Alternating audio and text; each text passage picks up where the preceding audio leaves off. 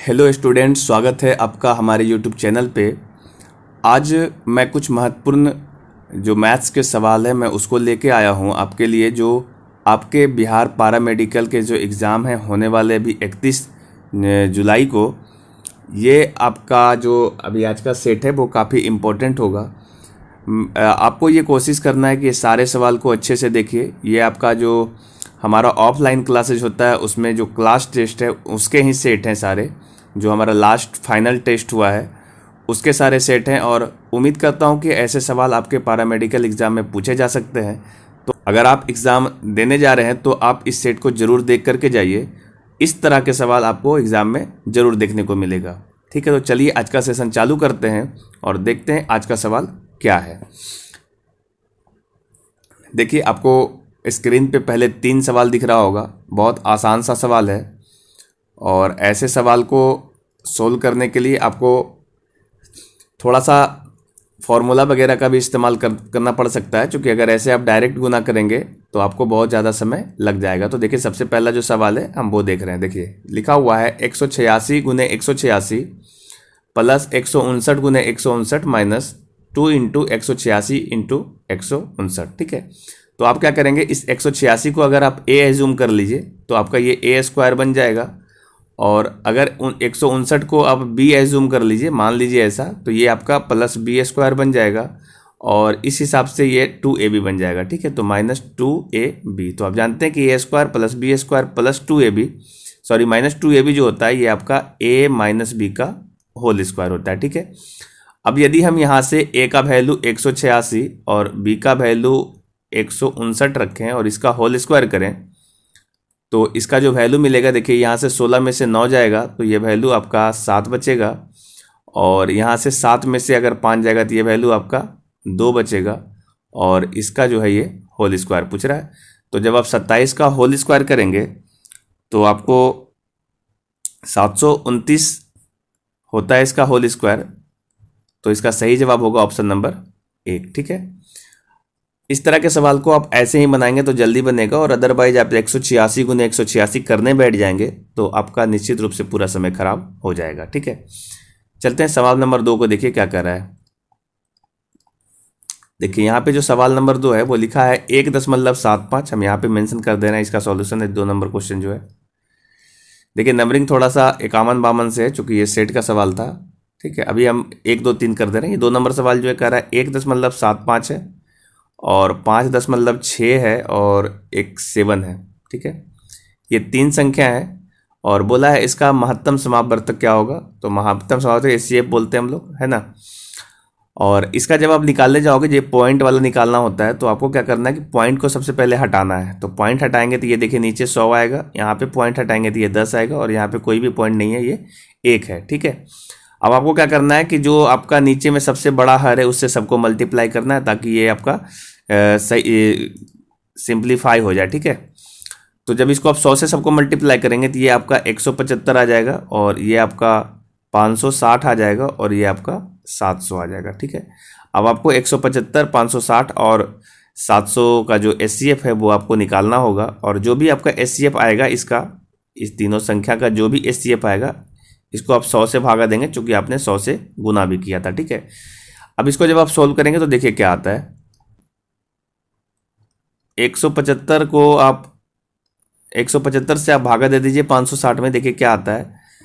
तो जब आप 175 को भागा देंगे 560 में, आप इसको 3 बार में लगाएंगे, है ना, तो ये आपको मिलेगा 5 तिया 15, 1 और 7 तिया 21 और 1 22, और 2 बचा, ये 3 2 5। तो आपको यहाँ से देखिए बच रहा है, यहाँ पे 5 बचेगा, तो 5 में से 2 गया तो ये बच गया 3, 35।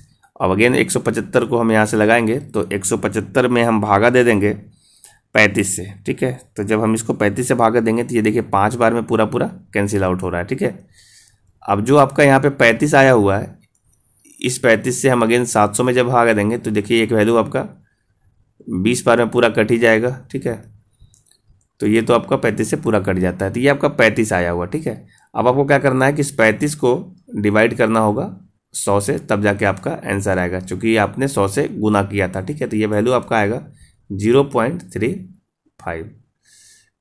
अब यहाँ पे देखिए आपका ऑप्शन नंबर जो है डी में दिया हुआ है 0.35, यही इसका सही जवाब होगा। तो जब भी आपको पॉइंट में दे करके महत्तम या लघुत्तम पूछता हो तो आपको क्या करना है कि सबसे पहले पॉइंट को हटाइए, नीचे जो जीरो आ सकता है दशमलव में को काट करके लिख दीजिए, और उसके बाद नीचे जो सबसे बड़ा आपका आया, जैसे 100 है, 10 है और 1, इसमें सबसे बड़ा 100 था तो 100 से सबको मल्टीप्लाई कर दीजिए, ठीक है।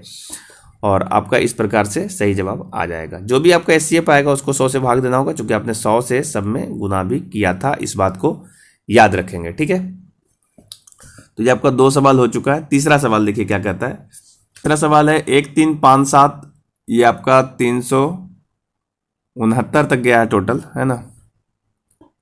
और पूछा है कि इसमें कुल पद कितने होंगे, ठीक है। ये बेसिकली एपी का सवाल है, अर्थमेटिक प्रोग्रेशन बोलते हैं इसको। और ऐसे सवाल को बनाने के लिए देखिए आपको जो फॉर्मूला होता है उसका इस्तेमाल करेंगे और ये तुरंत बन के आ जाएगा, ठीक है। हम यहाँ पे एक नया पेज ले लेते हैं। तो देखिए सवाल क्या कह रहा था, एक बार सवाल हम यहाँ से फिर से देख रहे हैं। 1357 और ये 369 तक गया, ठीक है। तो सवाल क्या था कि 1 3 5 7 और ये बढ़ते हुए गया था 369 तक, इस तरीके से, ठीक है। और सब प्लस में था बेसिकली, और पूछा था कि इसमें कितने पद हैं। क्या पूछा हुआ है, इसमें कितने पद हैं। पद मतलब आपका इसमें जो ये संख्या दिया हुआ है, ये नंबर ऑफ कितना संख्या है टोटल, वो आपसे पूछ रहा है, ठीक है। तो आप देखिए 1 3 5 7 जब आप देखते जाएंगे तो 7 के बाद 9 आएगा, 9 के बाद 11 आएगा, 11 के बाद 13 आएगा, मतलब सब संख्या में दो दो दो आपका जुड़ता जा रहा है, ठीक है। तो जो आपका ये आपका जो सीरीज दिख रहा है, ये पूरा का पूरा सीरीज क्या है, एपी में है, जिसका कॉमन डिफरेंस यानी कि जो डी है वो 2 है, और इसकी पहला जो टर्म है वो 1 है, और इसका अंतिम टर्म जो है जिसको हम एनवा टर्म कहते हैं, तो एनवा टर्म आपका जो है वो आपका दिया हुआ है 369, ठीक है। ये आपका एनवा टर्म है, ठीक है। अब चूंकि हम जानते हैं कि जब भी कोई एपी का सीरीज होता है तो उसका जो एनवा टर्म होता है, ये फॉर्मूला आप याद रखिएगा कि ए प्लस एन माइनस डी होता है, ठीक है।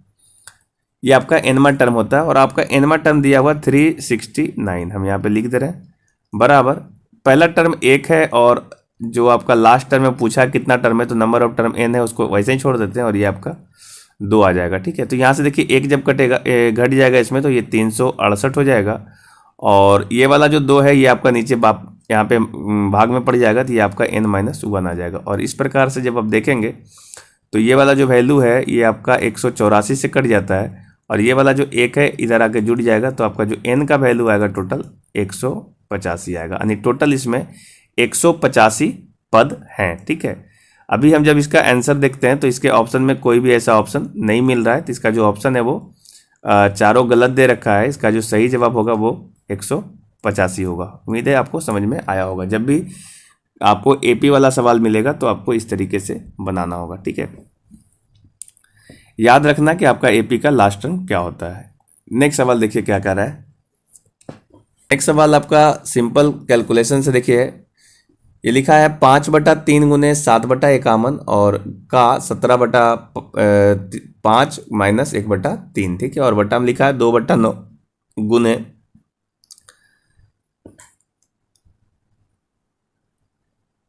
थोड़ा सवाल क्लियर नहीं दिख रहा था इसलिए हम इसको थोड़ा जूम कर दे रहे हैं। देखिए क्या क्या लिखा है।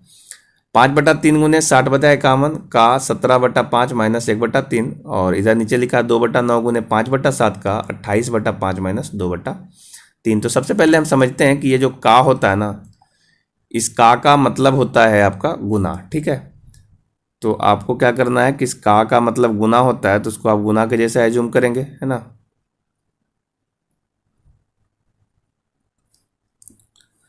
तो देखिए लिखा हुआ है यहाँ पे, हम सोल्व कर दे रहे हैं। ये लिखा हुआ है 5/3 गुने 7/51, और का मतलब भी गुना होता है, तो सबसे पहले इसको गुना कर देते हैं, और माइनस 1/3, ठीक है। और नीचे में लिखा हुआ है 2/9 गुने 5/7, का मतलब गुना होता है, ये 28/5 हो गया, और माइनस का 2/3, ठीक है।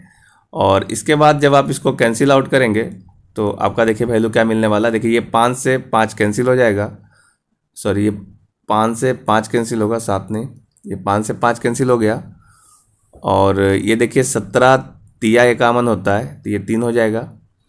और अब यहाँ पे कोई भी कटने वाला नहीं है। नीचे देखिए ये 5 से 5 कैंसिल हो रहा है और ये आपका 7 चक 28 हो जाता है, ठीक है। और इसके बाद जो ये वैल्यू आ गया देखिए कितना आया, तो ऊपर जो गुना वाला टर्म आया, ऊपर तो सब कट के ये 7 आ गया और नीचे में ये 3 तिया 9 हो गया। तो ये 7/9 हो गया और माइनस का 1/3। और नीचे जो है आपका ये देखिए 4 दूनी 8 हो गया और बटा यहाँ से 9 हो गया, ठीक है। चूँकि ये नीचे में दोनों कट गया था, माइनस का 2/3। जब इसको हम सोल्व करने जाएंगे तो ऊपर देखिए ये 9 है, तो इसका मतलब जब इसको भी 9 बनाना चाहते हैं 3 को, तो 3 से मल्टीप्लाई करना पड़ेगा, इसको 3 से मल्टीप्लाई करना पड़ेगा। और जब इसको 3 से मल्टीप्लाई करेंगे तो ये आपका 3 हो जाएगा। तो 7 में से 3 गया तो ये वैल्यू 4/9 हो जाएगा। और नीचे जो है इसको जब हम 9 बनाना चाहते हैं तो इसको भी 3 से गुना करेंगे तो ये आपका 6 हो जाएगा। तो 8 में से 6 गया तो ये 2/9 हो जाएगा। और इस प्रकार से ये 9 कैंसिल हो जाएगा और ये वाला वैल्यू 4 जो है 2 से कट जाएगा। इस प्रकार जो सही जवाब होगा वो ऑप्शन नंबर सी होगा, जो 2 दिया हुआ है, ठीक है। तो इस तरीके से आप सोल्व करेंगे तो आपका जल्दी से सोल्व होके आ जाएगा, ठीक है। देखिए नेक्स्ट सवाल जो है आपका वो लिखा है √अंडर 110.1/4 बराबर क्या होगा। बहुत सिंपल सा सवाल है, इसमें कुछ करना नहीं है, बस आप इसको सिंप्लीफाई करिए सही से। 110 को जब हम 4 से गुना करेंगे तो ये देखिए 440 आएगा और 1 जोड़ेंगे तो ये आपका आ जाएगा 441/4। इसका जब हम रूट निकालेंगे तो आप देखिए 441 जो होता है आपका वो 21 का स्क्वायर होता है, आपको ये पता होगा। तो ये वैल्यू 21 निकल जाएगा बाहर यहाँ से। देखिए इसको यहाँ पे सॉल्व कर देते हैं। ये वैल्यू रूट से निकलेगा तो 21 आएगा और 4 को जब रूट से बाहर निकालेंगे तो 2 आएगा। जब इसको हम सोल्व करेंगे तो ये वैल्यू 10.5 आएगा, ठीक है। बहुत सिंपल सा सवाल है, ये आपका ऑप्शन नंबर भी सही होगा, ठीक है। चलिए नेक्स्ट सवाल देखते हैं क्या कहता है। ये देखिए आपका एक सवाल है प्रथम 9 अभाज्य संख्याओं का औसत क्या होगा। तो अभाज्य संख्या आप समझते हैं कि अभाज्य संख्या वो संख्याएं होती है जो 1 से कटती है और स्वयं से कटती है, इसके अलावा किसी और भी संख्या से डिवाइड नहीं होती है, नहीं कटती है। ऐसे संख्याओं को हम अभाज्य संख्या कहते हैं। और ये जो अभाज्य संख्या होती है, सबसे छोटी अभाज्य संख्या 2 से स्टार्ट होती है और इस तरीके से आगे बढ़ती है, जैसे 2, 3, 5, 7, 9 नहीं होगा, फिर 11, 12 नहीं होगा, 13 होगा, 14 नहीं, 15 नहीं, 16, 17 इसके बाद होता है। और इस तरीके से फिर ये 19 आएगा और फिर 23 आएगा। इस तरीके से अभाज्य संख्याएं जो होती है बढ़ती जाती है और इनफाइनाइट अभाज्य संख्याएं होती है, ठीक है। तो आपसे पूछा गया प्रथम 9 अभाज्य संख्याओं का औसत क्या होगा। तो पहला 9 संख्या कौन कौन है, देखिए 1, 2, 3, 4, 5, 6, 7, 8, 9, ये 23 तक पूरा है। और जब इसको सबको जोड़ेंगे यानी 2 + 3 + 5 + 7 + 11 + 13 + 17 + 19 और +23 करेंगे, और चूंकि टोटल 9 संख्या है तो 9 से भागा दे देंगे और सबको जोड़ने, चूंकि औसत निकालना है तो आपको टोटल जोड़ करके उसके संख्या से भागा देना है कि कितनी संख्या है।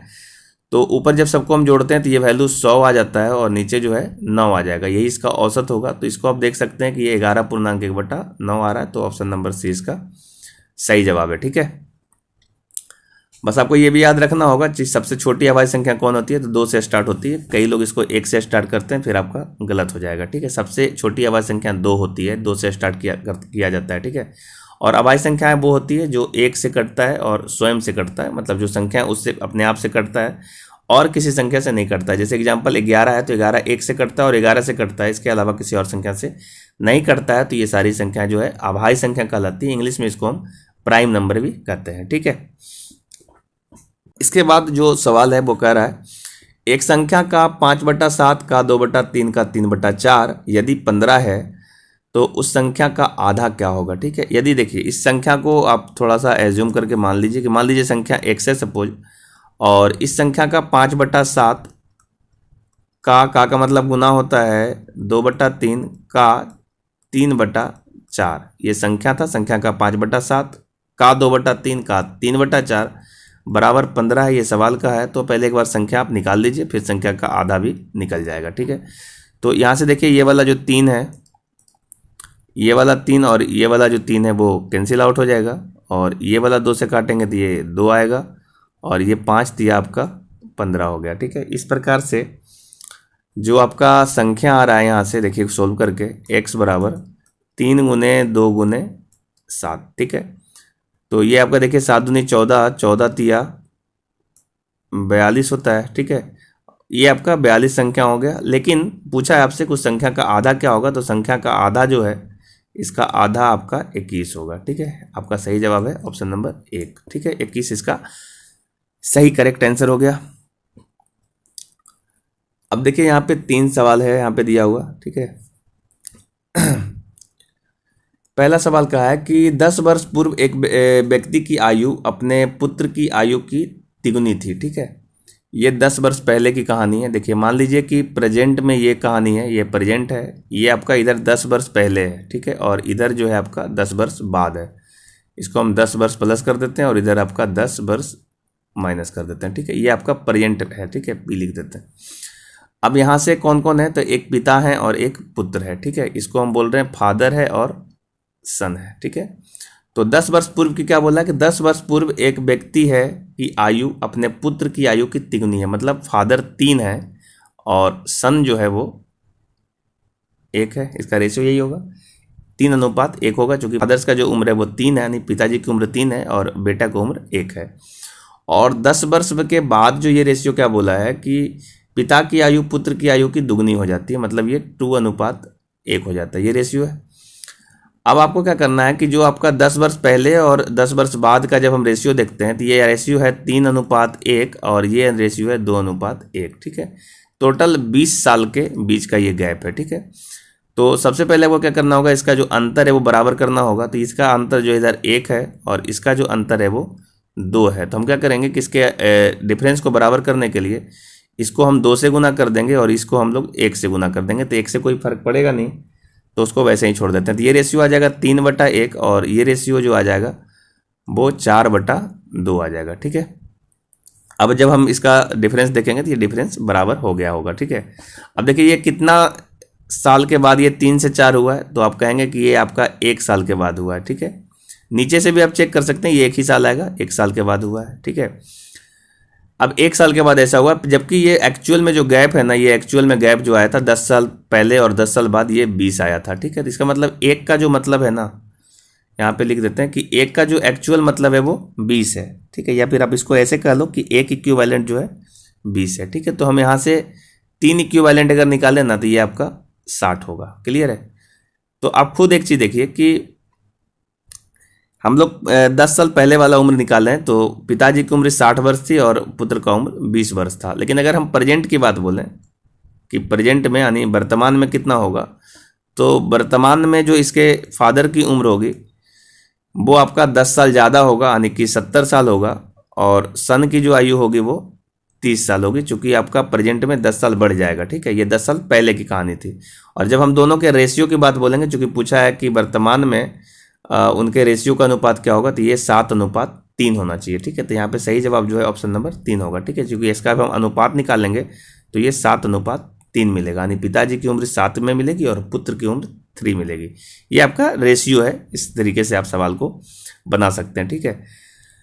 अगर आपको इस तरह के सवाल बनाने में थोड़ा परेशानी होता है तो और भी बहुत सारे सवाल हैं अनुपात से रिलेटेड जो मैंने यूट्यूब पे डाला है, आप उस सवाल पे जाइए, वहाँ पे आपको डिटेल में इसका डिस्कशन मिलेगा, आपको बिल्कुल समझ में आ जाएगा, ठीक है। तो देखिए नेक्स्ट सवाल जो है हम उस पर आते हैं। नेक्स्ट सवाल क्या बोल रहा है, सवाल क्या है कि 1000 रुपया का 33.1/3% का 0.15% बराबर होगा, ठीक है। इसको सिंपल लिख दीजिए क्या बोलना चाह रहा है।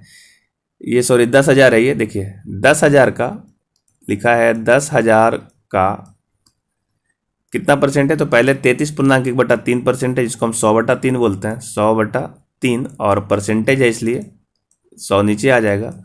और का क्या बोला है, का 0.15%, ठीक है, 0.15% है तो नीचे 100 आएगा, और ये 10 मतलब काटेंगे तो नीचे भी 100 आ जाएगा। बस इसका वैल्यू पूछा है, आपको सिंपली सॉल्व कर देना है।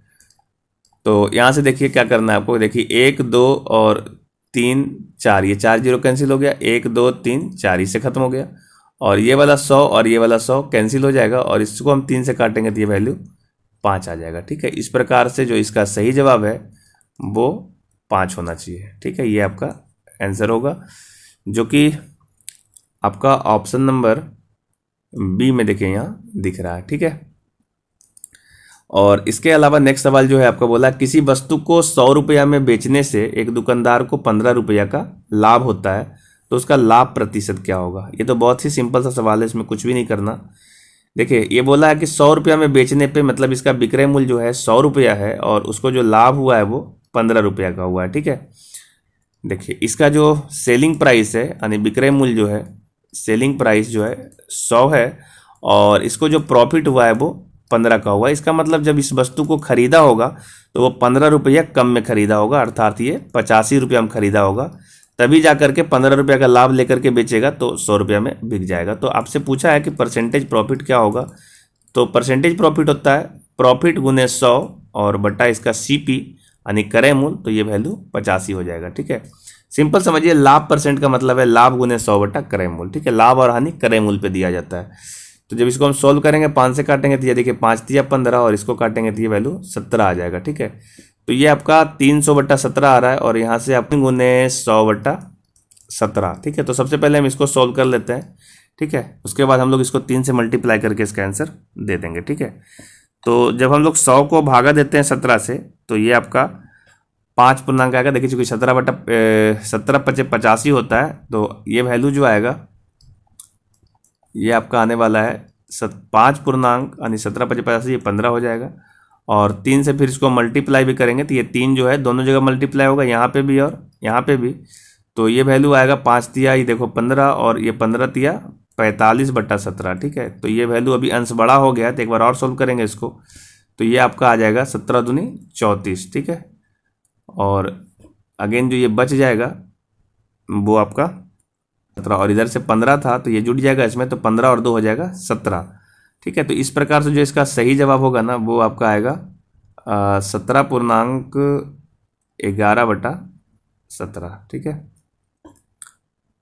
ये इसका सही जवाब हो जाएगा। जो आपकी अब देखिए ऑप्शन में दिख रहा होगा, यहाँ देखिए ऑप्शन में है, ऑप्शन नंबर डी में यहाँ पे दिख रहा होगा, है ना, 17 पूर्णांक 11 बटा 17 इसका सही जवाब है।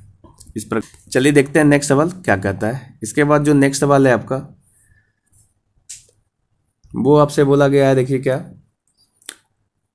कि ए का 30%, बी का 0.25% बराबर है सी का 1/5, तो ए अनुपात बी अनुपात सी क्या होगा। बहुत ही अच्छा सवाल है, ऐसे सवाल अक्सर पूछे जाते हैं एग्जाम में। ठीक है, तो सबसे पहले हम इसको सोल्व करने का प्रयास करते हैं। कह रहा है ए का 30% यानी 30/100 बराबर होगा बी का 0.25 है ना, यहाँ पे परसेंटेज नहीं है तो इसको हम 25/100 लिखेंगे जो कि 0.25 है और बराबर है सी का 1/5 के। जैसे बोला गया वैसे हमने कर दिया और इसको हम सोल्व करते हैं। ठीक है, तो सबसे पहले देखिए तीनों बराबर है तो 100 से सबको मल्टीप्लाई कर देते हैं। ठीक है, जब तीनों को हम 100 से मल्टीप्लाई करेंगे तो ये जो वैल्यू है वो आ जाएगा 30A यानी 30A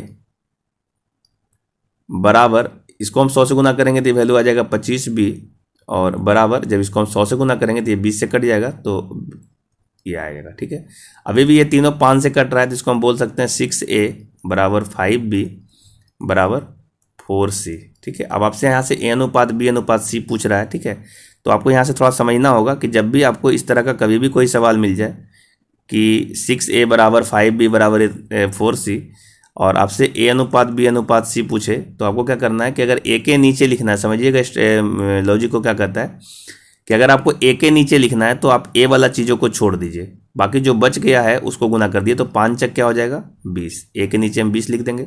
अब B के बारे में लिखना है तो B को यहाँ पे सब कुछ भूल जाइए और जो बच गया A के आगे C है, A के आगे 6 है और C के आगे 4 है, तो 6 चक 24, यहाँ पे ये 24 हो जाएगा। इसको B के नीचे लिख दीजिए और C के नीचे जो है C वाला छोड़ करके लिखिएगा तो 6 पचे 30 हो जाएगा। ठीक है, अब ये देखिए आपका कट रहा है तो इसको हम काट देंगे और सिंप्लीफाई करके इसका आंसर दे देंगे। ठीक है, तो ये आपका 2 से कट रहा है, जब इसको आप 2 से कैंसिल करिएगा, ठीक है, तो ये वैल्यू आपका आ जाएगा 10 अनुपात 12 अनुपात 15।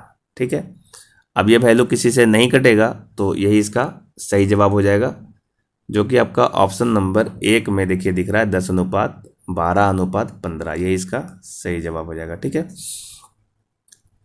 और इसके अलावा जो सवाल है 370 रुपया को ए बी सी में इस प्रकार बांटा गया है कि ए का भाग बटा बी का भाग बराबर है बी का भाग बटा सी का भाग बराबर 3/4, तो इनमें से ए का हिस्सा क्या होगा। ठीक है,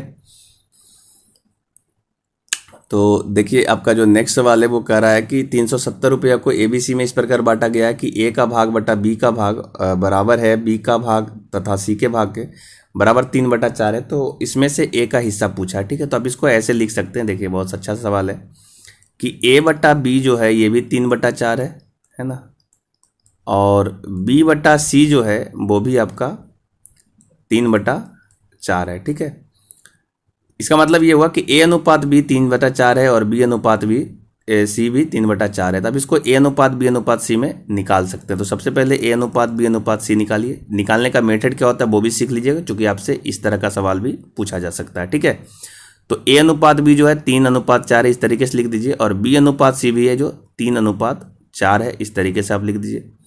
और इसके बाद जो खाली स्थान बच गया है उसमें उसके बगल वाले से फिल कर दीजिए। तो देखिए खाली स्थान यहाँ पे बचा है, तो ये इसके बगल में 4 है तो इसको 4 से भर देते हैं, और इसके बगल में देखिए 3 है तो इसको हम लोग 3 से भर देते हैं। ठीक है, अब आपको क्या करना है, गुना कर देना है सबको।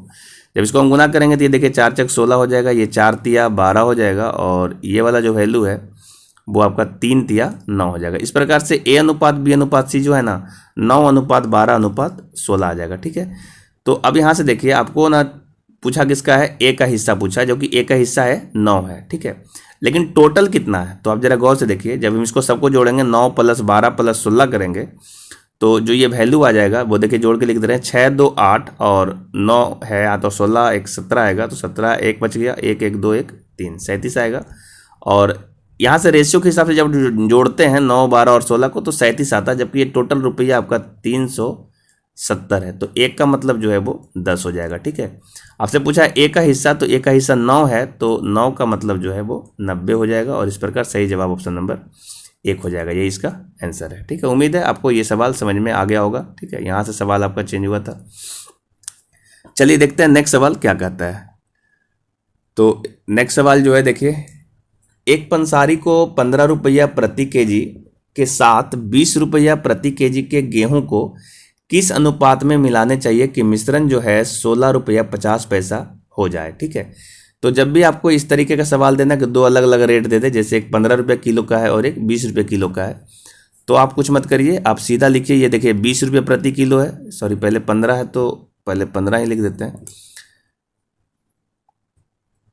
ये हो गया 15 रुपये प्रति किलो, है ना, 15 रुपया प्रति किलो, और एक है 20 रुपया प्रति किलो, और इस दोनों को मिला करके आपको बना देना है 16.50 यानी 16.5 रुपया प्रति किलो। ठीक है, तो इसमें क्या होता है ना कि जब आप इसका क्रॉस अंतर लेंगे तो ये आपका जो है केजी का रेशियो आ जाएगा। ठीक है, तो वजन का रेशियो आपको पता चल जाएगा कि आपको कितना कितना मिलाना चाहिए। ठीक है, तो यहाँ से देखिए जब हम लोग 20 में 16.50 को घटाएंगे तो ये आपका वैल्यू जो है 3.50 आ जाएगा, और जब इधर से हम 16.50 में 15 को घटाएंगे तो ये वैल्यू आपका 1.50 आ जाएगा। ठीक है, इसका मतलब जब इसको हम लोग सही से रेशियो को कैलकुलेट करेंगे तो देखिए क्या रेशियो आ रहा है, समझना है इसको, कि ये वैल्यू आया 3.50 और इधर से मिलाना है आपको 1.50 में। ठीक है, इसको हम सॉल्व करते हैं तो नीचे 100 आएगा और इधर भी जो है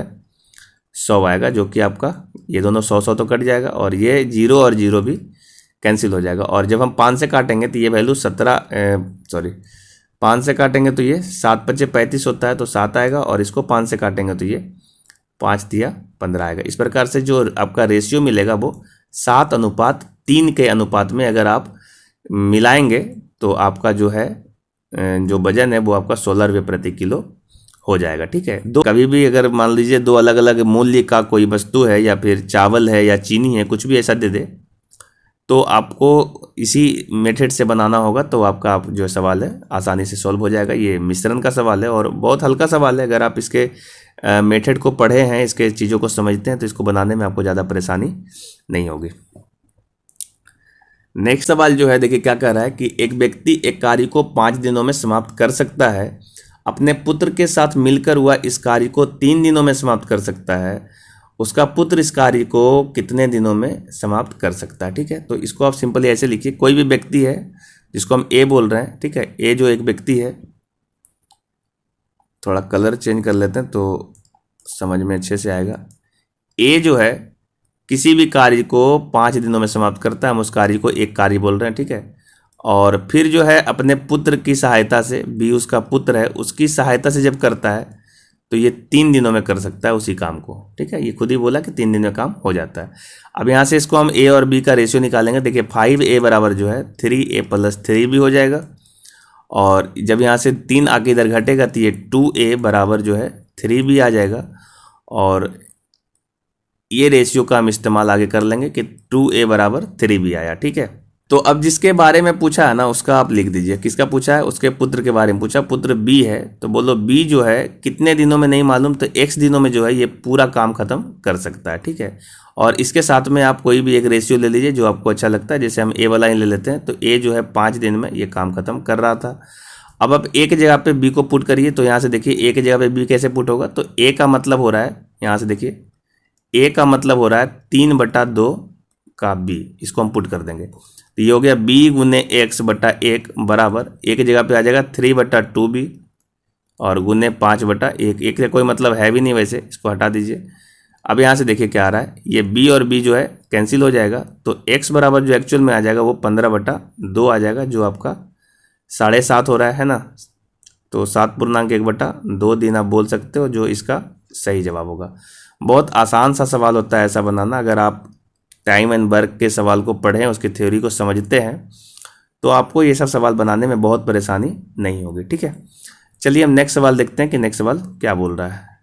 तो अगला सवाल आपका है, पाइप दिया हुआ है, 2 पाइप ए और बी एक टंकी को क्रमशः 37.1/2 मिनट तथा 45 मिनट में भर सकते हैं। ठीक है, दोनों पाइप एक साथ खोल दिए जाते हैं। पाइप बी को कितने देर के बाद बंद कर दिया जाए कि कुल आधे घंटे में टंकी भर जाए। ठीक है, यहाँ पे 2 पाइप दिया हुआ है, तो हम बोल रहे हैं पाइप ए है और ये पाइप बी है। ठीक है, इसको हम लोग लिख रहे हैं कितना देर में भर रहा है, तो 37.1/2 है। ठीक है, तो इसको हम लोग लिख दे रहे हैं। देखिए 37 को जब हम दुगना करेंगे तो ये देखिए 7 दूनी 14 और 1 हो जाएगा, बढ़ जाएगा तो 15 हो जाएगा, 3 दूनी 6 7, यानी 75/2 आएगा, और ये आपका 45 आ जाएगा। ठीक है, तो इतना मिनट में ये भर सकता है। जब हम इसका एलसीएम लेंगे ना, तो टंकी का टोटल कैपेसिटी का पता चल जाएगा। ठीक है, तो जब इसका आप एलसीएम लोगे तो ये कटेगा नहीं, तो आप सीधा इसको लिख दो 75/2 × 45, ये आपका टोटल टंकी कैपेसिटी हो गया। अब इसके एक एक मिनट का काम जो है आप निकाल लीजिए, तो इसका 1 मिनट का काम इधर 45 आ जाएगा और इधर 75/2 आ जाएगा। ठीक है, अब बोला है कि एक साथ खोले गए थे और बी को कितनी देर के बाद बंद कर दें। ठीक है, तो आप ऐसा मान लीजिए कि पहले x मिनट के बाद बंद कर दिया गया। ठीक है, तो जब बी को बंद कर रहे थे उसमें दोनों साथ में ही चालू था ना, तो जब दोनों साथ में चालू होगा तो दोनों साथ में काम करेगा। दोनों जब साथ में काम करेगा तो 1 मिनट में कितना काम हो जाएगा, तो आप कहेंगे 45 + 75/2। जब इसको आप जोड़ेंगे ना तो ये वैल्यू आपको 90 + 75/2 आ जाएगा, और इसका जो फाइनल आ रहा है 5 और ये 165/2। इतना लीटर जो है ना प्रति मिनट ये भरता रहेगा। ठीक है, लेकिन चूंकि आपने x मिनट के बाद इसको बंद किया है, x मिनट के बाद इसको बंद कर देते हैं हम। ठीक है, तो x मिनट में कितना पानी भर जाएगा उसमें, तो आप कह सकते हो कि x मिनट में 165/2 और गुने x, इतना लीटर पानी जो है भर जाएगा। ठीक है, तो फिर शेष बचेगा कितना टंकी में पानी भरना, और कितना बच जाएगा, तो आप कह सकते हो कि शेष भरने के लिए कितना बचा हुआ है टंकी की कैपेसिटी, तो कहोगे 75 × 45 और बटा 2, और इसमें माइनस कर देंगे 165/2 × x। ठीक है, और ये जो शेष आपका टंकी का बचा हुआ है इसको कौन भरेगा, तो अब ए फाइनली भरेगा, चूंकि आपने बी को बंद कर दिया है। ठीक है, तो इस शेष चीज़ों को बी को भरने में कितना टाइम लगेगा, तो इस शेष चीज़ों को ए को भरने में कितना टाइम लगेगा, तो जो ए का 1 मिनट का जो वर्क है उसको आप इस भागा दे दीजिए इसमें, तो आपका आंसर तो आपका जो समय है वो निकल जाएगा। तो ये शेष काम को, इस शेष काम को अब ए करेगा, तो ए की कैपेसिटी क्या है, तो आप कहोगे कि ए जो है 45 लीटर प्रति मिनट भरता है। तो इसको हम लोग क्या कर रहे हैं, 45 से जो है इसको भागा दे देते हैं। जब इसको हम 45 से भागा दे देंगे तो आपका समय आ जाएगा, ठीक है। और ये जो समय होगा ना, वो आपका जो बचा हुआ समय, चूंकि आपने x मिनट पहले लगा दिया है और भरना आधा घंटा में ही था, आधा घंटा को आप 30 मिनट बोलोगे, चूंकि आप मिनट में कैलकुलेट कर रहे हो, तो आप कह सकते हो कि 30 माइनस x कह लो, ठीक है। चूंकि आपको x मिनट तक काम हुआ और 30 मिनट में भरना टोटल फाइनल था, तो शेष टाइम 30 माइनस x बचेगा, ठीक है। इसको आपको सोल्व करना है।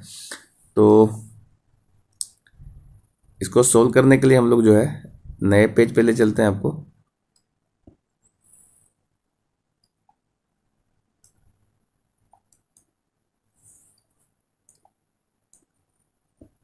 देखिए, इसको जब आप सोल्व करने जाएंगे तो ये वैल्यू आपका 45 था। तो इसको आराम से हम सोल्व करते हैं। तो सबसे पहले क्या करें कि 75 को आप 45 से मल्टीप्लाई कर दो, ठीक है। तो जब आप 75 को 45 से मल्टीप्लाई कराओगे तो ये आपका 3375 आ जाएगा। 3375 और बटा 2 माइनस 165/2x, ये बराबर हो जाएगा। इसको 45 को हम 30 से गुना कर देंगे, तो 45 गुने जो 30 हो जाएगा वो 1350 होगा और माइनस का 45x, ठीक है। आप x वाले चीज़ों को एक तरफ ले आइए और बाकी चीज़ों को एक तरफ कर दीजिए। तो ये जो आपका फाइनल वैल्यू मिलेगा, ये आपका आ गया 3375/2 माइनस 1350 और बराबर 165/2x माइनस 45x, ठीक है। जब इसको हम सॉल्व करेंगे तो ये वैल्यू आपको मिलेगा। सबसे पहले आप इधर वाला चीज़ों को सोल्व कर लीजिए। तो ये आपका 3375 है ना, और 1350 है। तो 1350 जो है इसको हम 2 से गुना करेंगे, चूँकि आपका जो एलसीएम रहेगा ये आपका 2 रहेगा। तो 3375 है ना, और इसमें हम इसको गुना करेंगे तो ये आपका 2700 इसमें माइनस हो जाएगा।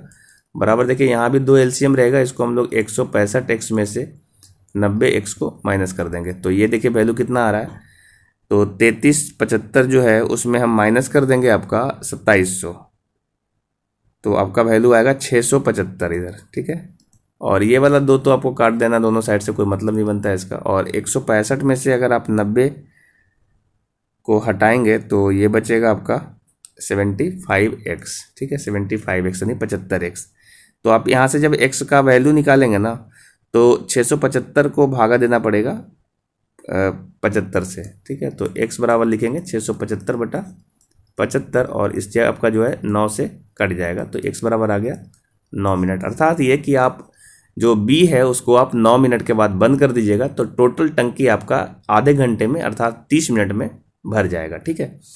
ये थोड़ा कैलकुलेटिव टाइप का सवाल हो गया, चूँकि आपका ये कैलकुलेशन यहाँ पे बढ़ गया था। पर आप अगर कॉन्सेप्ट जानते हैं तो आप ऐसे सवाल को एग्ज़ाम में चाहे तो लास्ट में बनाइए, आप इसको मार करके रख सकते हैं जहाँ पे कैलकुलेशन थोड़ा सा ज़्यादा हो जाएगा, ठीक है। और आप इस सवाल को बाई ऑप्शन भी बना सकते थे, जहाँ पे हमने x एज्यूम किया, आप वहाँ पे मान लेते कि 9 ही मिनट में बंद होता है या 10 मिनट में बंद होता है। इस तरीके से भी आप बना सकते थे, ठीक है। और आपका सवाल आसानी से बन जाएगा, ठीक है। उम्मीद करते हैं कि आपको ये सारा सवाल समझ में आ रहा होगा। और मैं आपको ये कहना चाहूँगा कि जब भी आप एग्ज़ाम देने जाओ, आपका लास्ट 31 तारीख को पैरामेडिकल का एग्ज़ाम है, तो आप एग्ज़ाम में जाने से पहले इन सारे सवाल को, मैंने जितने भी मैथ्स के सवाल दिए हैं, एक बार उसको ज़रूर देख के जाना। मुझे पूर्ण विश्वास है कि इसमें से बहुत सारे जो कॉन्सेप्ट हैं इस आपके एग्ज़ाम में आएंगे और आप यहाँ पर अच्छा स्कोर कर पाओगे, ठीक है। मैक्सिमम लोग क्या करते हैं ना कि चूँकि पैरामेडिकल जो है ज़्यादातर बच्चे बायो वाले भरते हैं, तो बायोलॉजी वाले बच्चे थोड़ा मैथ से भागते हैं। पर मैं आपको बताना चाह रहा हूँ कि जो आपका रैंक आएगा, ठीक ठाक रैंक अगर आप लाना चाहते हो, तो आपको मैथ्स के सवाल सोल्व करने पड़ेंगे, ठीक है। क्योंकि बायोलॉजी जो है वो मैक्सिमम बच्चे पढ़ के जाएंगे, हिंदी मैक्सिमम बच्चे पढ़ते हैं और इंग्लिश भी ज़्यादा हद तक आपका बहुत सारा बच्चा पढ़ के ही जाता है। तो जो मेन आपका कंपटीशन होगा ना, जो रैंक अच्छा और लाने का जो कंपटीशन होगा, वो आपका मैथ्स से होगा। तो मैथ्स के सवाल जो हैं आपको 10-12 बनाने पड़ेंगे, तब जा करके आपका अच्छा रैंक आ जाएगा, ठीक है। उम्मीद करते ये सारे सवाल आपको समझ में आए होंगे। और भी ऐसे वीडियो जो हैं आपको टाइम टाइम पे मिलता रहेगा, क्योंकि अब समय है कम, तो एक आध वीडियो और आ सकते हैं। और अगर आप चैनल पे नए आए हो तो चैनल सब्सक्राइब कर लो और अपने दोस्तों में से शेयर कर सकते हो, ताकि और भी बच्चों को इससे थोड़ा बहुत लाभ मिल सके, ठीक है। तो आज के लिए इतना ही, मिलेंगे हम नेक्स्ट वीडियो में, तब तक के लिए जय हिंद।